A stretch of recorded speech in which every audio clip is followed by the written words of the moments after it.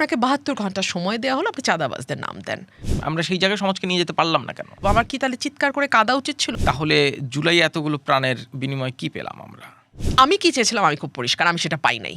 সংসদে কি কথা বলতে পেরেছেন? অসংখ্য মুক্তিযুদ্ধের মোরাল ভাঙা হয়েছে। Why is that? দলের বাইরে গিয়ে দেশের পক্ষে দাঁড়ানোর মতন সাংসদকে আপনারা সংসদে পাঠিয়েছেন। নারীর জন্য এই রাজনীতির ময়দান কতটা কঠিন, কতটা সহজ? বিএনপির ছেলের বউ হচ্ছে আওয়ামী লীগের নেতার মেয়ে, আওয়ামী লীগের নেতার ছেলের বউ হচ্ছে বিএনপির নেতার মেয়ে। আমরা এমনই এক্সাম্পল সেট করলাম যে নেপাল পর্যন্ত এখন বলে আমরা বাংলাদেশ হতে চাই না।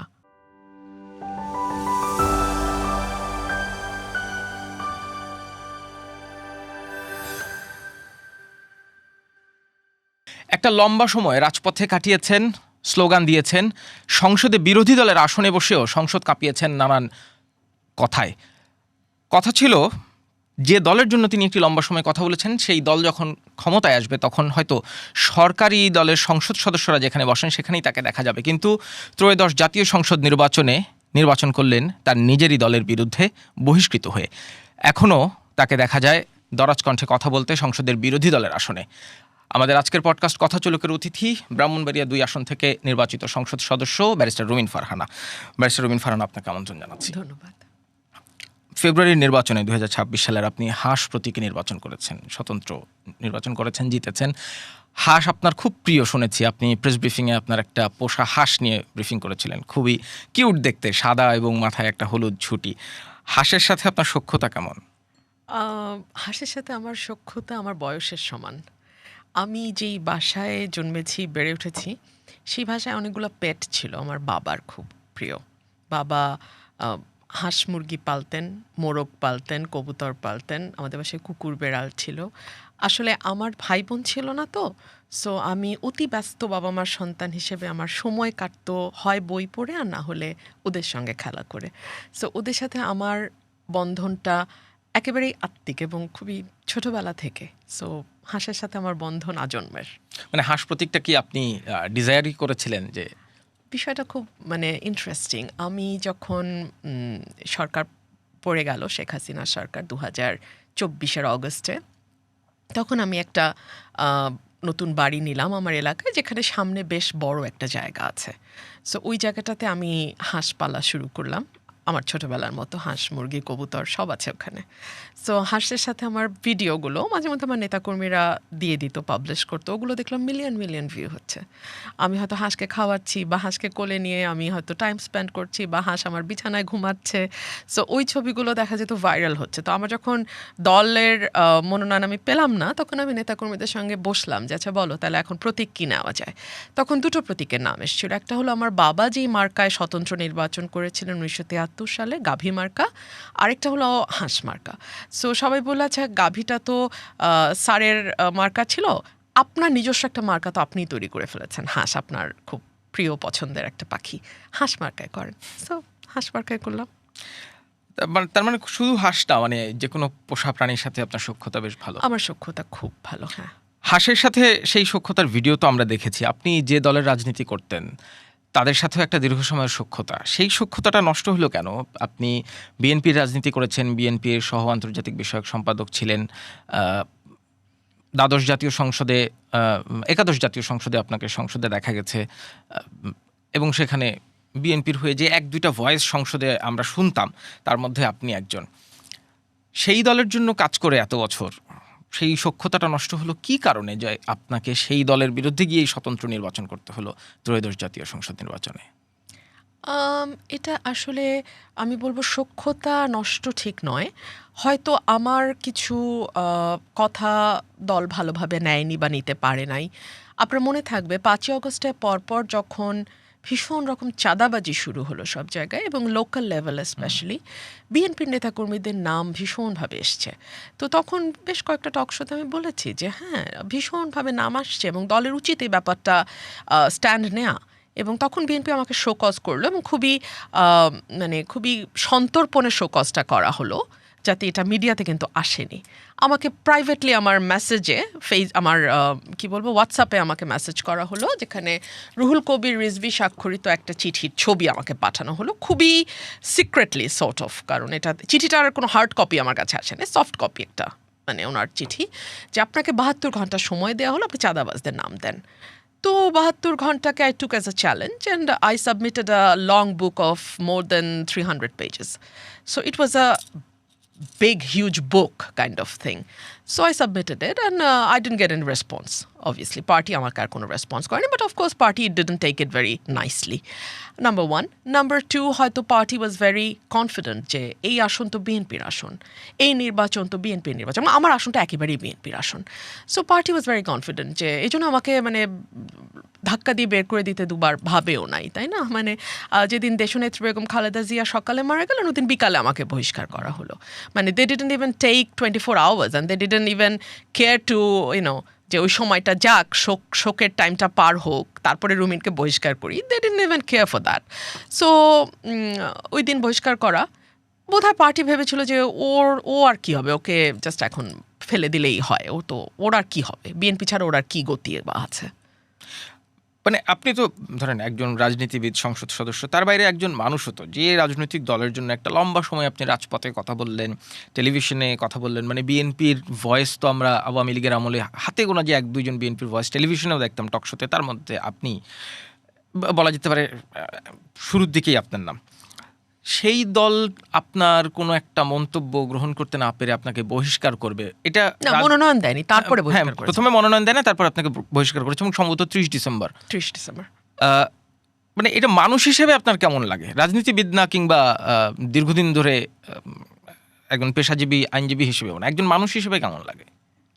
বিদ্যাসাগরকে একবার একজন বলছিলেন আপনার ভীষণ বদনাম করছে অমুকে, বললো তাই, কিছুক্ষণ চুপ থাকলেন, থেকে উনি বললেন আমার তো মনে পড়ছে না যে আমি ওর কোনো উপকার করেছি। সো বাঙালির চরিত্র বুঝতে এই উক্তিটি আমার মনে হয় যথেষ্ট। মানে আপনি যার উপকার করবেন দীর্ঘদিন, সে আপনার ক্ষতি না করে থাকবে, এটা আমাদের চরিত্রেই নাই। আর মানে মানুষ হিসাবে আমি এখানে কি বলবো, আমার কি তাহলে চিৎকার করে কাঁদা উচিত ছিল, আদালতে গিয়ে মামলা দায়ের করা উচিত ছিল, কি উচিত ছিল? আপনার ক্যারেক্টার আপনি শো করেছেন, I will show mine, as simple as that. বিএনপির যদি এই কনফিডেন্স থেকে থাকে আপনার ভাষ্যমতে যে ওটা তো বিএনপির সিট, রুমিন ফারহানা আর কি করবে, আপনারও কি সেই কনফিডেন্স ছিল এই নির্বাচনের আগে যে না আসলে আপনিই জিতবেন? আমি লড়াইটা করতে চেয়েছি। জেতা হারা ইজ আ বাই প্রোডাক্ট। আমি কিন্তু আমার নির্বাচনের ফলের পর আমি অসংখ্যবার বলেছি, কারণ এই নির্বাচনটার সাথে আমার পলিটিক্যাল ক্যারিয়ার, আমার মানে একটা বিরাট খরচের ব্যাপার আছে। আমার মা অসুস্থ, ওনাকে ঢাকায় রেখে এলাকায় মানে একসাথে এতদিন থাকার একটা বিষয় আছে। সো এই ক্যালকুলেশনটা তো আমাকে নিজের সাথে নিজের করতে হয়েছে যে আমি কি এই ঝুঁকিটা নেব কি না, এবং আমার জয় পরাজয়ের কি হতে পারে। আমার নিজের সঙ্গে নিজের আলোচনায় মনে হয়েছে যে আমাকে ছাপ রাখতে হবে, প্রতিবাদের ছাপ, আত্মমর্যাদার ছাপ, এবং নিজেকে জবাব দেবার ছাপ। কারণ দিন শেষে যদি আমি নির্বাচন না লড়ি, আমি তো আসলে আর কোথাও নাই। I'll be just in nowhere.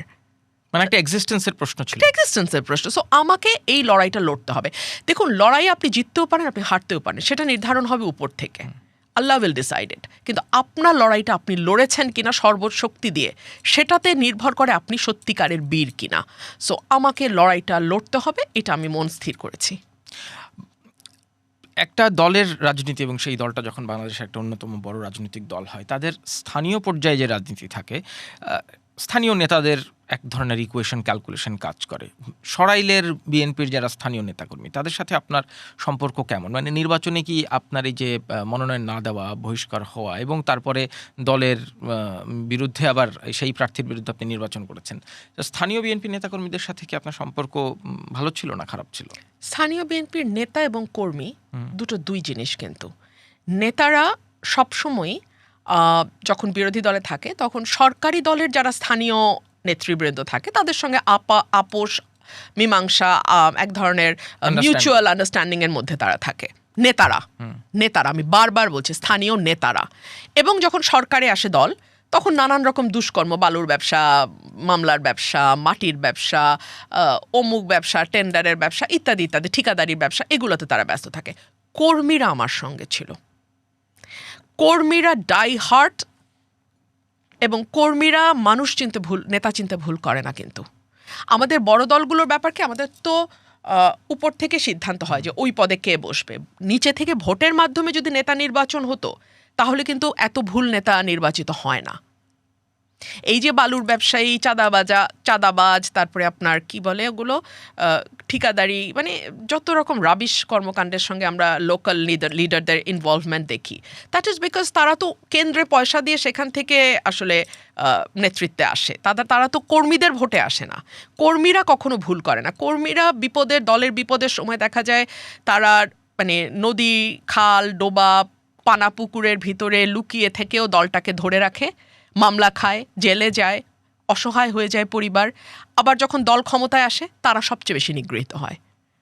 আমি নেতাদের কথা বলছি না, বলছি কর্মীদের কথা। এই বাস্তবতা কি এখনো দেখেন? মানে ধরেন আপনি যে পয়েন্টগুলো বললেন, এইগুলো নিয়ে তো আমরা অনেক বছর ধরে কথা শুনি, এবং এইসব আকাঙ্ক্ষার জায়গা থেকেই তো একটা গণঅভ্যুত্থান হয়েছে, আওয়ামী লীগ সরকারের পতন হয়েছে, অন্তর্বর্তীকালীন সরকার 1.5 বছর দেশ চালিয়েছে, একটি নির্বাচন হয়েছে।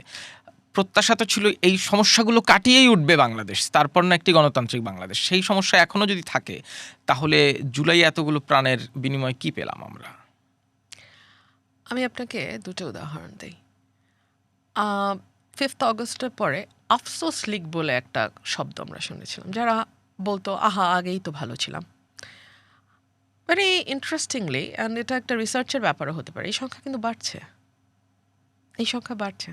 অনেকে ইভেন পডকাস্টে এসে চ্যালেঞ্জ দিচ্ছেন, টক শোতে বসে চ্যালেঞ্জ দিচ্ছেন যে আপনারা জরিপ করেন, দেখবেন যে আফসোস লীগের মানে সদস্যের সংখ্যা অনেক বেশি বেড়ে গেছে।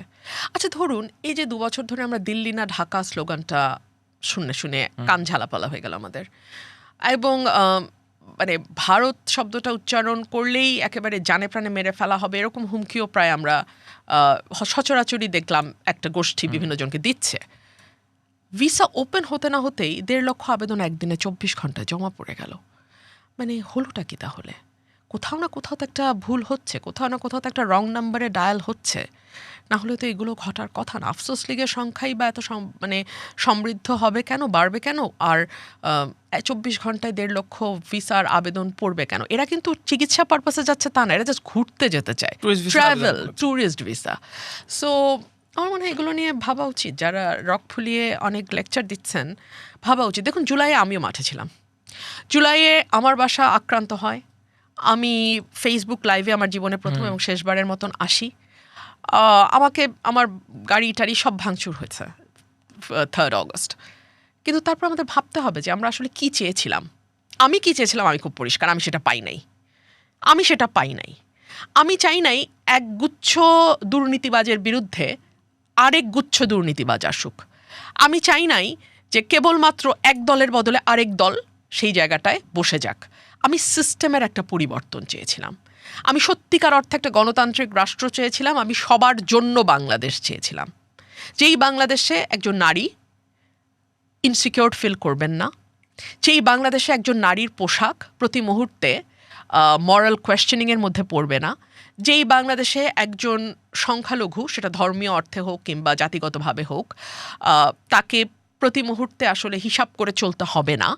আমি এরকম একটা বাংলাদেশ চেয়েছিলাম। আমি বাংলাদেশ চেয়েছিলাম যেখানে 10% মানুষের হাতে জিডিপির 40% গিয়ে জমা হবে না, কিংবা একেবারে প্রান্তিক 10% হাতে জিডিপির 0.005% যাবে না। মানে এইরকম ভয়াবহ ডিসপ্যারিটির মধ্যে বাংলাদেশ পড়বে না। আমি এরকম বাংলাদেশ চেয়েছিলাম। আপনি আমাকে বলেন তো এই বাংলাদেশকে আমরা পেয়েছি? সো আমি যদি মনে করি July is a failed project, মানে প্রজেক্ট ঠিক না, জুলাই ইজ আ ফেইল্ড, মানে আমাদের অনেকের চাওয়ার একটা বিরাট মানে ধোঁকা, একটা বিরাট যা আমরা চেয়েছি তার কিছুই পেলাম না, সেটা তো খুব ভুল হবে না? যেমন মুক্তিযুদ্ধের সময় আমরা দেখেছি যে যারা সত্যিকার অর্থেই যুদ্ধ করেছে তাদেরকে ছাপিয়ে গেছে যারা হয়তো সেই সময় ভারতে গিয়ে পালিয়েছিল। আওয়ামী লীগের একচেটিয়া হয়ে গেল গণযুদ্ধ হয়ে গেল আওয়ামী লীগের ভ্যানিটি ব্যাগের যুদ্ধ। এটা তো হয় না, কিন্তু হয়েছে বাংলাদেশে, তাই না? সেই একই ধারাবাহিকতা আমি যদি বলি যে 24টাও আসলে এটা ছিল একটা গণ অভ্যুত্থান, একটা গণমানুষের সম্পৃক্ততা এখানে ছিল। পরবর্তীতে গিয়ে দেখলাম ভীষণ রকম উগ্রপন্থার উত্থান, যে উগ্রপন্থা আসলে আমার দিকেই চোখ রাঙাচ্ছে, কারণ আমার এই বেশভূষা তো উগ্রপন্থার জন্য একটা হুমকি স্বরূপ। আমার ভয়েস, আমার গলা, আমার কথা, আমার চিন্তা করার ক্ষমতা এবং সেটাকে প্রকাশ করবার শক্তি, এই সব কিছু উগ্রপন্থার জন্য একটা হুমকি। সো আমি যখন দেখলাম যে আমার এই আন্দোলনটার ফল চলে যাচ্ছে উগ্রবাদীদের হাতে, তখন ডেফিনেটলি আমিও একরকম প্রতারিত বোধ করেছি। যখন আমি দেখলাম যে মুক্তিযুদ্ধের গান গেয়ে যেই সংগ্রামটা, যে আন্দোলনটা হইল 1.5 মাস, এরপরেই আমরা 32 নাম্বার ভাঙা, আচ্ছা ঠিক আছে 32 নাম্বার বললে আমার অনেকের গায়ে আগুন জ্বলে যায়, সো 32টা বাদই দিলাম। অসংখ্য মুক্তিযুদ্ধের মোরাল ভাঙা হয়েছে। Why is that? 32 না হয় বললে আপনাদের সবার পুচ্ছে আগুন লাগে, 32 বললাম না, তাহলে এতগুলো মুক্তিযুদ্ধের মোরাল আপনারা কেন ভাঙলেন? 6 দফা তো কারো বাবার সম্পত্তি হওয়ার কথা ছিল না। যেই বাড়ি থেকে 6 দফার দাবি উঠেছিল, সেই বাড়িটা তো আসলে জনগণের বাড়ি, এবং ওই বাড়িতে শেখ হাসিনা বা শেখ রেহানা বা ওনাদের বংশধর কেউ থাকেনও না, ট্রাস্টে দিয়ে দিয়েছেন ওনারা। তো এটা তো গণসম্পত্তি, জনগণের সম্পত্তি। গণভবনে যা হইল মানে নির্ঝরের স্বপ্নভঙ্গের মতো। আমরা বাংলাদেশ প্রসঙ্গে আসবো, আমি একটু সংসদে যাই। আপনি ত্রয়োদশ জাতীয় সংসদ নির্বাচনে নির্বাচিত হয়ে অধিবেশন দেখলেন, যেটা বাজেট অধিবেশন গেল, তার আগে একটা অধিবেশন অংশ নিয়েছেন। কেমন সংসদ দেখলেন? মানে আমি মনে করতে পারি আমার বুদ্ধি হওয়ার পর থেকে সংসদ অধিবেশনের প্রতি মানুষের আগ্রহ খুব একটা কখনো দেখিনি। এইবার সংসদের প্রতি মানুষের আগ্রহ ছিল যে কেমন সংসদ হয়, সংসদ সদস্যরা কতটা তর্ক করেন, কতটা বিতর্ক করেন, কতটা দেশ নিয়ে জনগণ নিয়ে ভাবা হয়। সেই সংসদের প্রথম অধিবেশনে তো দেখলাম অধিকাংশ সময় আসলে জুলাই নিয়েই আলাপ হলো, জুলাই কে করেছেন, কতটা কার ক্রেডিট। মানুষের ভাগ্য কিংবা মানুষের ভবিষ্যৎ সংসদে কতটা জায়গা পেল? আমি 18 সংসদে ছিলাম। 18 সংসদটা ছিল মূলত আওয়ামী লীগ এবং জাতীয় পার্টির সংসদ, এবং একটা পর্যায়ে আমি বলতে বাধ্য হয়েছিলাম যে এই কি কুসুম কুসুম বিরোধিতা দিয়ে তো আসলে সংসদ চালানো যায় না। আমি সংসদে দাঁড়িয়ে এটা বলেছি, এবং আমি এটাও বলেছিলাম যে কে সরকারি দল কে বিরোধী দল, মাননীয় স্পিকার, আসলে আমি বুঝতে পারি না। আমার একই ধাঁধা এখনও কাটলো না। এখন আওয়ামী লীগের জায়গায় বিএনপি আর জাতীয় পার্টির জায়গায় Jamaat-e Islam. The game is all the same. এবং তখনও দেখা গেছে যে আমাকে আসলে এক্সট্রা এফোর্ট দিতে হয়েছে বিরোধী দলের ভয়েসটা শোনানোর জন্য। এখনও আমাকে এক্সট্রা এফোর্ট দিতে হয়। তখনও আমি কথা বলতে দাঁড়ালে সাংসদরা অস্বস্তিতে পড়তেন, চেঁচামেচি করতেন। এখনও সাংসদরা অস্বস্তিতে পড়েন, চেঁচামেচিও হয়েছে। এমনকি এবার নতুন যুক্ত হয়েছে, যেহেতু মানে উগ্রবাদীদের ডমিনেন্স আছে সংসদে, সো এবার বিএনপির একজন প্রবীণ নেতা অশ্লীল অঙ্গভঙ্গিও করেছেন আমার বক্তব্যের সময়। মানে এটাও হয়েছে আর কি এখন। সো আপনি বলেন মানের দিক থেকে, গুণগত পরিবর্তনের দিক থেকে আপনি বিচার করেন, আপনারাই বিচার করেন। সংসদে কি কথা বলতে পেরেছেন? মানে আগে যে যখন বিরোধী দলের সংসদ সদস্যরা বলতেন সরকার কথা বলতে দেন না, মানে স্পিকারকে দিকে নির্দেশ করে বলতেন, আপনি কি এবার নিজের মন মতো কথা বলতে পেরেছেন? সঠিক সময় পেয়েছেন? না, একদম না, একদম না। এখন তো আরও খারাপ অবস্থা। খারাপ অবস্থা এই কারণে যে তখন যেটা ছিল যে স্পিকারের কাছে যখন আমি যেতাম, কারণ আমি ছিলাম বিএনপির রিপ্রেজেন্টেটিভ, আমি বলতাম যে আমাকে এই সময়টা দিতে হবে। স্পিকার হয়তো 2 মিনিট কমাতেন, বলতেন না এত আমি দিতে পারবো না আপনাকে, এরকম একটা অবস্থা। এখন তো স্পিকাররা বলেন যে আমাদের হাতে টাইম নাই, আপনি চিফ হুইপের কাছে যান। সো বিরোধী দলের চিফ হুইপ হচ্ছে নাহিদের কাছে গেলে বলে আপনি আমিরকে বলেন, আমির তো আমাকে সময় দেবে না। আমির আবার নাহিদকে বলে না, সরকারি দল থেকে ওনাকে সময় নিতে বলো।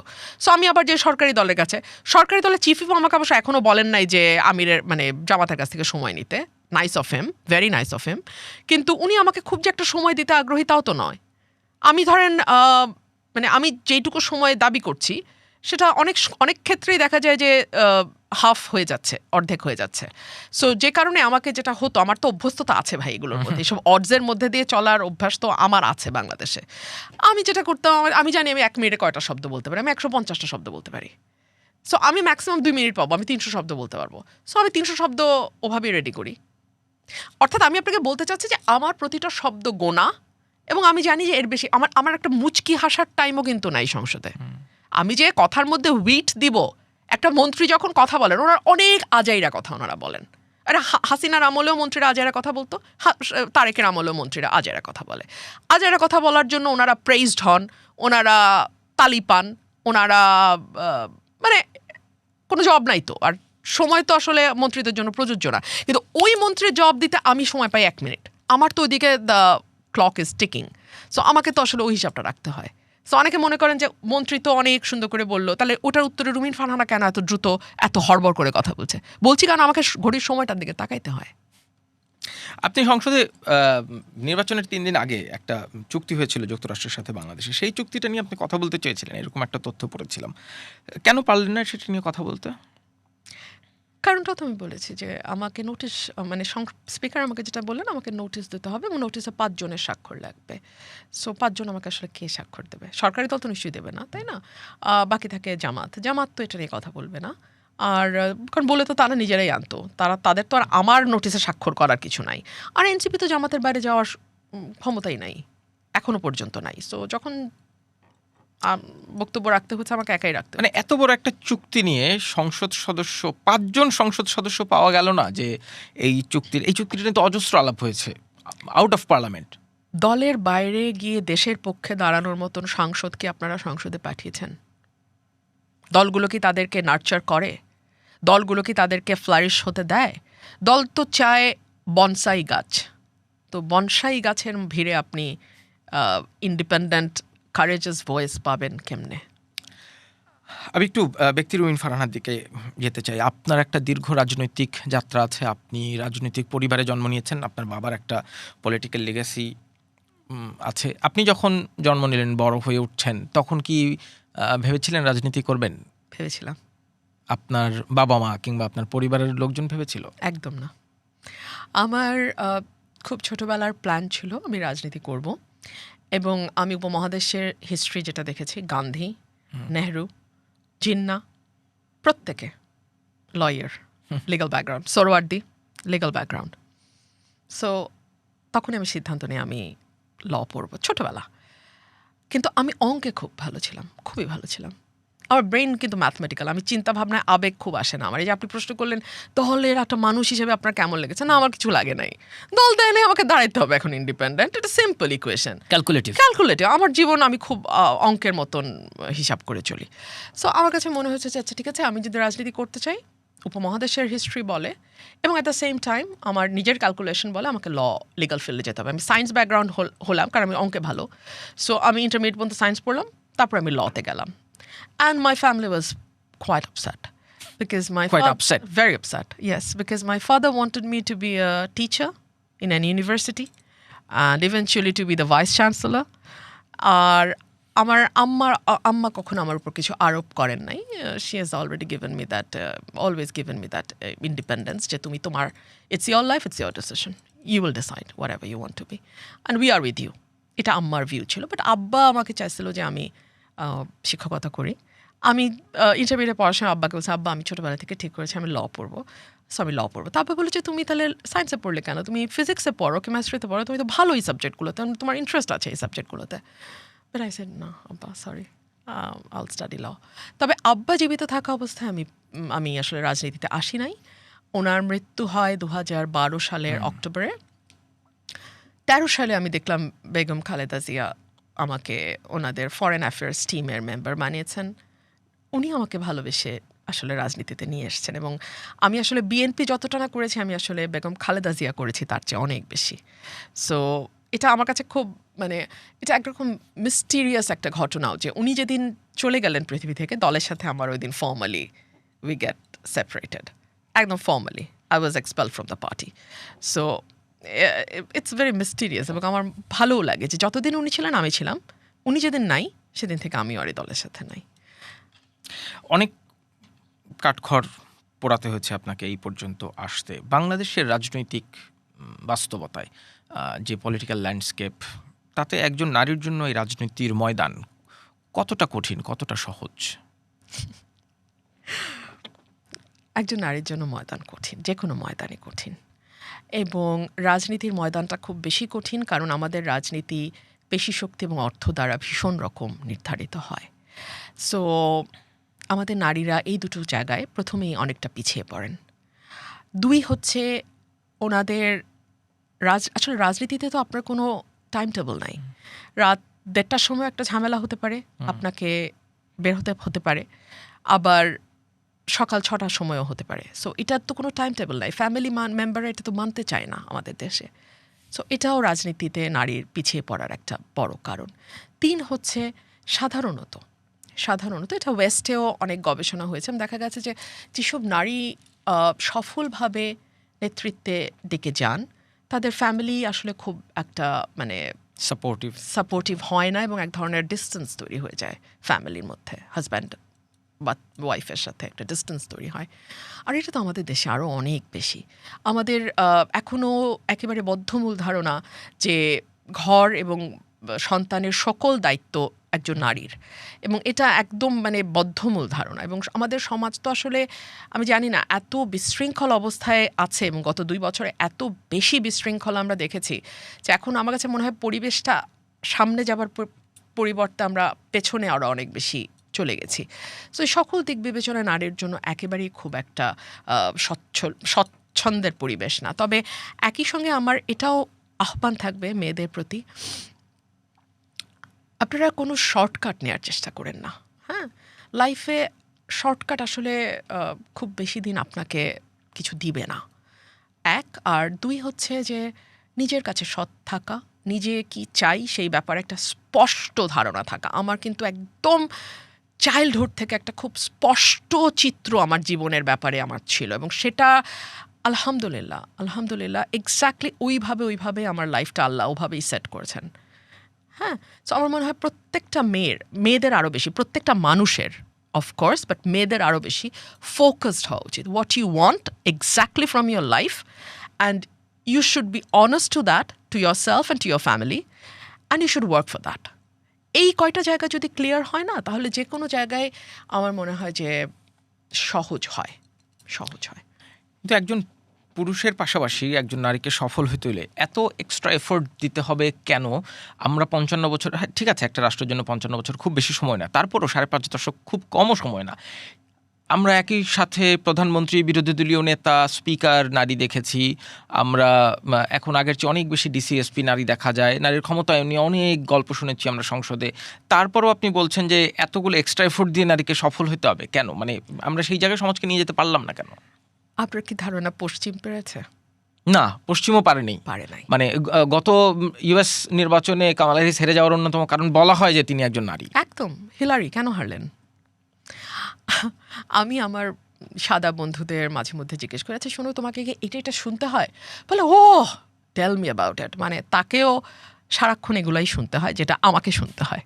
হ্যাঁ, আমাকে হয়তো একটু বেশি রাস্টিক এবং বেশি নেকেড ভাষায় শুনতে হয়, ওকে হয়তো আরেকটু পলিশড, আরেকটু সফিস্টিকেটেড ভাবে শুনতে হয়, বাট ওইসব কথা ওকেও শুনতে হয়।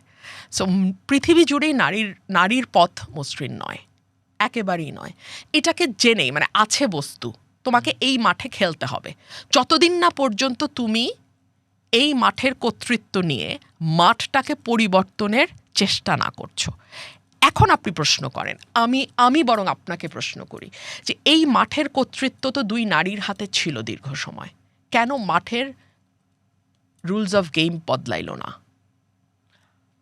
মানে শীর্ষপদে বসে থাকা মানেই কি কর্তৃত্ব চলে যাওয়া? একদম না, কর্তৃত্বে চলে যাওয়া নয়, সেখানেই সমস্যা।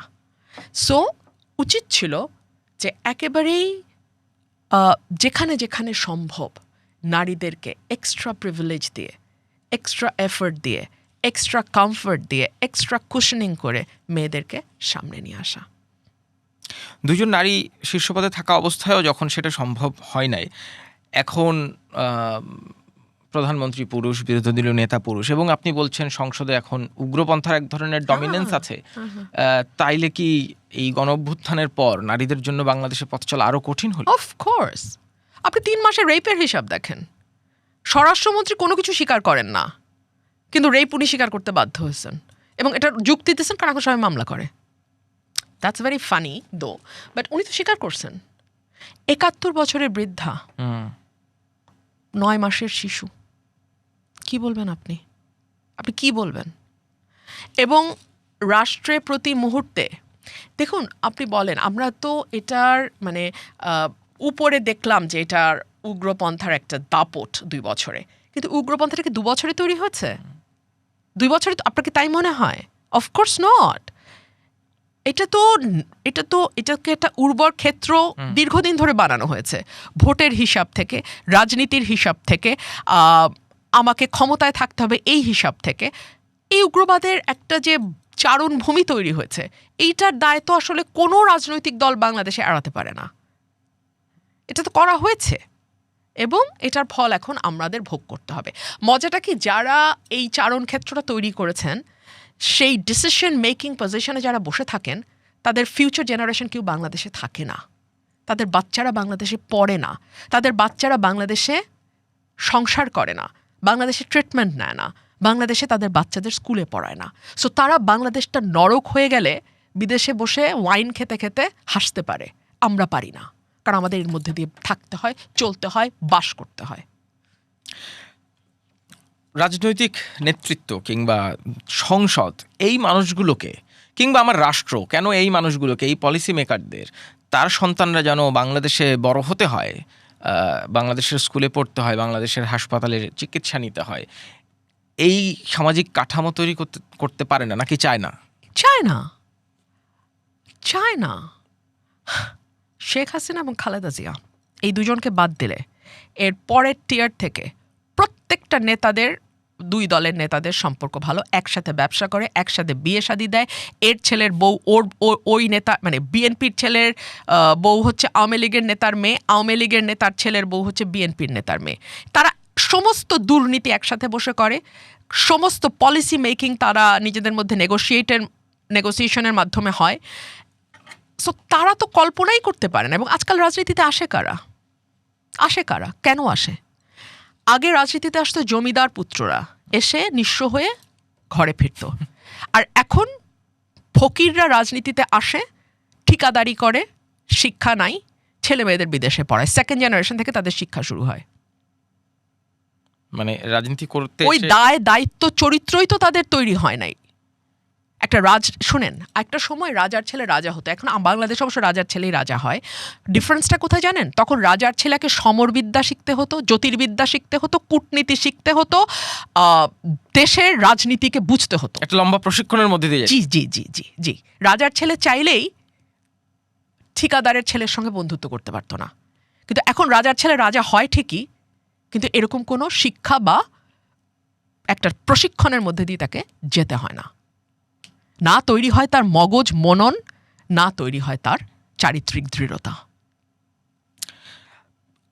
উগ্রবাদের এই ডমিনেন্স কি শুধু সংসদেই দেখেন? মানে নিঃসন্দেহে পুরো বাংলাদেশেই এক ধরনের আছে এবং একটা লম্বা সময় ধরে এটার ক্ষেত্র তৈরি করা হয়েছে। জুলাই অগাস্টের পর আমরা সেটার একটা ফ্লারিশ হতে দেখলাম। এইটাকে কাউন্টার করার জন্য যে সোশ্যাল ন্যারেটিভ তৈরি করার দরকার, কিংবা যে সোশ্যাল ফ্যাব্রিকেশন দরকার, যে কালচারাল মুভমেন্ট দরকার, সেটা নাই কেন? কিংবা সেটা কেউ কি তৈরি করতে চায় না? আমরা কালচারকে এত পলিটিসাইজ করেছি, এত বেশি পলিটিসাইজ করেছি, বাংলাদেশে কোনো নিরপেক্ষ বুদ্ধিজীবী নাই। এটা আমাদের কিন্তু বিরাট ব্যর্থতা। আমরা একটা নিরপেক্ষ সাংবাদিক পাই না, এটা আমাদের বিরাট ব্যর্থতা। বাম ঘরানার কেউ আছেন, ভালো কাজ করছেন, কিন্তু তারা তো আসলেও তাদের ওই বাম ঘরানাটা তারা লুকাতে পারেন না। আমি কিছু কিছু বুদ্ধিজীবীর বই যখন পড়ি, আমি দেখি তার রাজনৈতিক মতাদর্শের বাইরে গিয়ে তিনি নিরপেক্ষভাবে একটা ঘটনাকে বিশ্লেষণ করতে পারছেন না। সো এই যে আমাদের জ্ঞানের দৈন্য, এই যে আমাদের কি বলবো, একটা মানে একটা অর্থ নিয়ন্ত্রিত সমাজ, আপনি এখান থেকে খুব বেশি কিছু আশা করতে পারেন না। যেই সমাজে টাকা ঈশ্বর হয়ে ওঠে, সেই সমাজ থেকে আসলে আপনি জ্ঞান, বিজ্ঞান, সংস্কৃতি, বুদ্ধিজীবিতা, লেখালেখি, একটা ভালো মানে যেখানে আপনার ক্রিয়েটিভিটির একটা জায়গা আছে, সেগুলোর খুব বেশি আপনি মানে সেখানে খুব ভালো একটা ক্ষেত্র তৈরি হবে, এটা আপনি আশা করতে পারেন না। মানে তাহলে আমাদের পথ কি? মানে 55 বছর বাংলাদেশ পেরিয়েছে, অনেক উত্থান পতন আমরা দেখেছি, আমরা সামরিক শাসন দেখেছি, আমরা গণতান্ত্রিক সংসদীয় গণতন্ত্র দেখেছি, সংসদীয় গণতন্ত্রের আদলে স্বৈরশাসন দেখা হয়েছে, আবারও এখন দাবি করা হয় একটা গণতান্ত্রিক বাংলাদেশ আমরা পেয়েছি অভ্যুত্থানের মধ্যে দিয়ে। তারপর যদি এত শঙ্কা আফসোস নিয়ে একজন সংসদ সদস্যকে কথা বলতে হয়, এটার থেকে বের হওয়ার পথ কোথায়? আমাদের পথ ছিল 5 অগস্টের পর একটা পথ ছিল। আমাদের তো একটা বিষয় বুঝতে হবে যে আমরা 20 কোটি মানুষ, ছোট্ট ভূখণ্ড, এবং এত ঘনত্বের দেশ খুব কম আছে।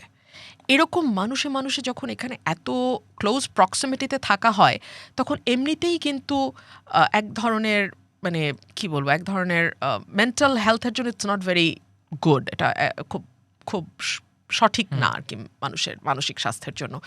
সেখানে যখন ক্রমাগতভাবে আমরা বিভাজন তৈরি করছি, নির্মূলের রাজনীতি, নির্মূলের কথা, ভীষণ রকম নেগেটিভিটির চর্চা করছি, তখন তো আসলে এখান থেকে খুব ভালো আউটকাম আসার কিছু নাই। আমরা যদি দেশটাকে ঐক্যবদ্ধ করার কাজে মনোযোগ দিতাম 5 অগস্টের পরে, আজকে কিন্তু এখানে আসতাম না। আমরা হয়তো আরেকটু সঠিক পথের দিকে যাত্রা করতে পারতাম। কিন্তু আমরা দেখলাম মানুষের মধ্যে ভয়াবহ মানে লোভ, আমরা দেখলাম সেই লোভ তাড়িত সিদ্ধান্ত, ইভেন একেবারেই অল্প বয়সী স্টুডেন্টদের মধ্যে তারা বিশ্বাসই করলো যে রাজনীতি মানেই টাকা বানানোর একটা মানে উর্বর ক্ষেত্র, এবং যে করেই হোক এই সময়ের মধ্যেই আমাকে আমার পদ, আমার অবস্থা, আমার হঠাৎ পাওয়া একটা ক্ষমতাকে ব্যবহার করে আমাকে অর্থ মানে সম্পদশালী হতে হবে। সো এই সমাজে আপনি আসলে এখানে আমি কোনো ত্যাগের কথা শুনলাম না, এখানে আমি কোনো স্যাক্রিফাইসের আওয়াজ পেলাম না, এখানে আমি কোনো নেশন বিল্ডিংয়ের কথা শুনলাম না, এখানে আমি ন্যাশনাল মানে সোশ্যাল ফ্যাব্রিক ঠিক করার কোনো চেষ্টা দেখলাম না। তো তাহলে আমরা আসলে হাসিনার জায়গায় তারেক আসবে, এইটার জন্য কি আসলে তাহলে এত কিছু হয়েছিল? এই প্রশ্নটা তাকে আসে। আবার ধরেন দলের বদলে দল ক্ষমতায় যাওয়ার পরেও যদি আমরা খুব মানে কি বলবো সিগনিফিক্যান্ট কোনো পরিবর্তন দেখতাম তাহলেও আমি বুঝতাম। আমাকে তো একটা সময় হতাশ হয়ে এটাও বলতে চাই, যে জন্য আমাকে ব্যাপক গালাগালিও সহ্য করতে হয়েছে এক সময়। মানে ইউনুসের সময় তো I was the target of everyone. হ্যাঁ, তো তখন আমি বলেছিলাম যে এখন তো একজন মানুষ নিরাপদে সন্ধ্যাবেলা বেরোতে ভয় পায়। তখন যখন সবাই গালাগালি করলো, পরের দিন বড় বড় করে হেডলাইন হইলো যে মোহাম্মদপুরে ওই ছিনতাইকারীর হাতে পড়ে এই অবস্থা হচ্ছে, মোহাম্মদপুর একটা আলাদা জোন হয়ে গেছে, কিংবা আপনার ওইদিকে শ্যামলী ট্যামলির ওইদিকে ওগুলো আলাদা আলাদা জোন হয়ে গেছে, এত খারাপ অবস্থা আইন শৃঙ্খলার। তো তখনই আবার আরেক দল বললেই যে দেখেন উনি যা বলছে তা তো ঠিকই, কিন্তু আমি যা বলছি এটা ঠিক প্রমাণ বা ভুল প্রমাণটা এখানে মুখ্য না। মুখ্য হচ্ছে যে অবস্থার উন্নতির জায়গায় আমি অবনতিটাই দেখেছি। ধরুন আমি বা আমার মতন যারা নোন ফেস বা যারা সরাসরি রাজনীতির সঙ্গে যুক্ত, তাদের জীবন হাসিনার সময় হয়তো মোর ভালনারেবল ছিল, কিন্তু যারা একটা সাধারণ মানুষ যে অফিসে একটা প্রাইভেট কোম্পানিতে চাকরি করে, 80,000 টাকা বেতন পায়, ঘর ভাড়া দেয়, বাড়ি ভাড়া দেয়, বাবা মাকে কিছু টাকা পাঠায়, সন্ধ্যাবেলা বউকে নিয়ে ফুচকা খেতে যায়, এটাই হচ্ছে তার জীবন। তার জীবনের আনন্দ হলো সন্ধ্যাবেলা গিয়ে মহিলা সমিতিতে একটা নাটক দেখবে বা শিল্পকলায় যাবে, একটা গানের প্রোগ্রাম করবে, দেখবে। সে যদি ওই যাত্রাপথটা তার নিরাপদ না হয়, ছিনতাইকারীর ভয়ে তাকে থাকতে হয়, ফেরার পথে ওয়াইফকে নিয়ে মেয়েকে নিয়ে ফিরবে, তারা অন্য কোনো রকম অ্যাসল্টের শিকার হয় কিনা সেই ভাবনায় তাকে তাড়িত হতে হয়, এবং শিল্পকলায় গিয়ে যদি একটা মবের মুখে তাকে পড়তে হয়, তাহলে আর আপনি কোন বেটার বাংলাদেশটা পাইলেন? এই প্রশ্ন আসবে না? এই কারণে আফসোস লীগের সংখ্যা বাড়তে থাকে প্রতিদিন, যাকে আর কি আপনারা কোট আনকোট আফসোস লীগ বলেন। 5 আগস্টের পর সেই সুযোগটা না হয় হারালো বাংলাদেশ, এইটাই কি শেষ সুযোগ ছিল, নাকি আবার গণঅভ্যুত্থানের জন্য অপেক্ষা করতে হবে বাংলাদেশের মানুষকে? সুযোগ প্রতিদিন আপনার দরজায় আসবে না, আর আপনি যতদিন পর্যন্ত ভেতর থেকে এই জাতির পরিবর্তন না হবে ততদিন পর্যন্ত প্রতিবার সুযোগ আসলে নতুন নতুন মুখ আসবে। মানে আমার কাছে এইটাই মনে হয়েছে এখন, যে এর বেশি আর কি হবে বলেন। 72 থেকে 75 আমরা একটা লুটপাটের রাজ্যের গল্প পড়েছি, দেখেছি, জেনেছি। 24-এর পর আরেক দঙ্গলের হাতে লুটপাট দেখলাম। সো এটা তো আমাদের জাতির ক্যারেক্টার, তাহলে কি এই? কিন্তু 24-এর পর তো একটা সর্বস্বীকৃত একটা অন্তর্বর্তীকালীন সরকার গঠন হলো, যেখানে অরাজনৈতিক ব্যক্তিরা দেশ পরিচালনা করলেন। কিন্তু অরাজনৈতিক ব্যক্তিরা তো এসে রাজনীতি করলেন। তারা যদি রাজনীতি না করে সুশীলা কার্কির মতন একটা এক্স্যাক্টলি, তারা যদি রাজনীতি না করে তার মতন একটা এক্সাম্পল সেট করতে পারতেন, তাহলে না হয় বুঝতাম। আমরা এমনই এক্সাম্পল সেট করলাম যে নেপাল পর্যন্ত এখন বলে আমরা বাংলাদেশ হতে চাই না। Look, that is so shameful for all of us.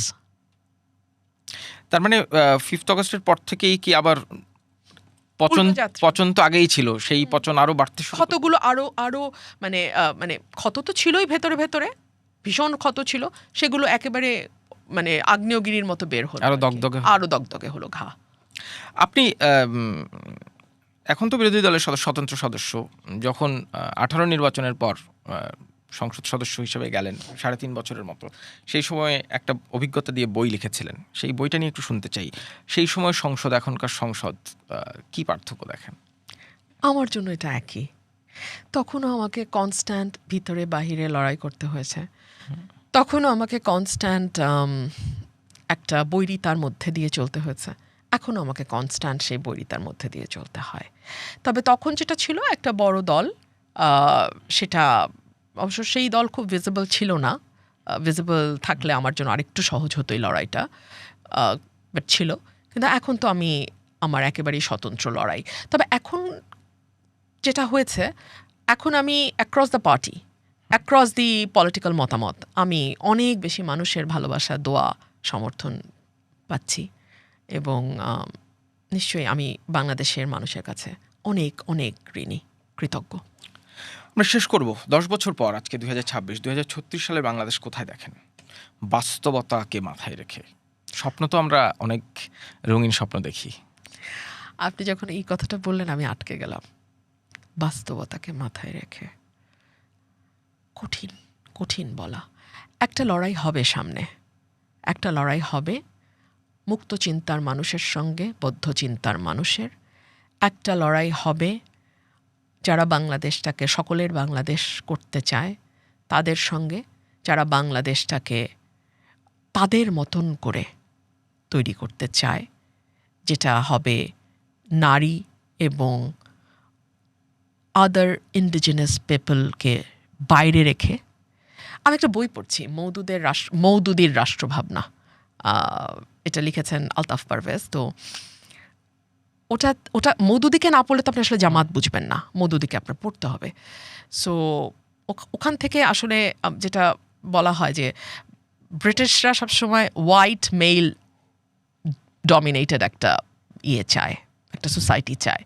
So এইরকম যদি আপনারা মানে একটা দল বাংলাদেশে তো চায় যে ফান্ডামেন্টালিস্ট অ্যান্ড রাইটিস্ট ব্লকের বাংলাদেশ, যেখানে নারীর কোনো অ্যাক্সেস থাকবে না, যেখানে ইন্ডিজিনাস পিপলের কোনো অ্যাক্সেস থাকবে না, যেখানে মাইনরিটি কমিউনিটির কোনো অ্যাক্সেস থাকবে না।